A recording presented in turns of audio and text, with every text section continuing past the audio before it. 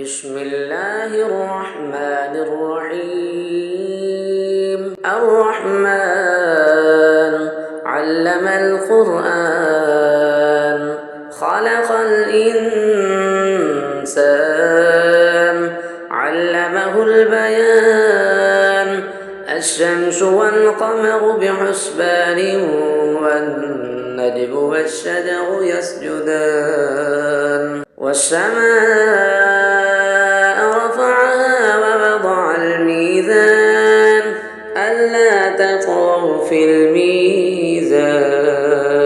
وأقيموا الوزن بالقسط ولا تخسروا الميزان والأرض وضعها للأنام فيها فاكهة والنخل ذات الأكمام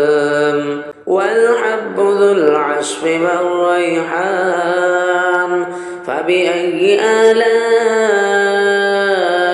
ربكما تكذبان خلق الإنسان من صلصال كالفخار وخلق الجان من مارج من نار فبأي آلاء ربكما تكذبان رب المشرقين ورب المغربين فبأي آلاء ربكما تكذبان مرج البحرين يلتقيان بينهما برزخ لا يبغيان فبأي آلاء